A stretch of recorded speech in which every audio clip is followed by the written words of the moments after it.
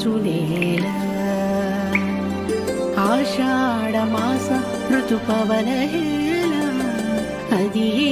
గురు పౌర్ణమి చూడ చక్కని మేళ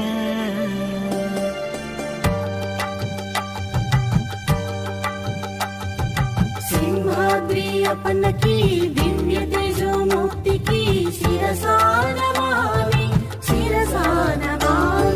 చందన పూత స్వామికి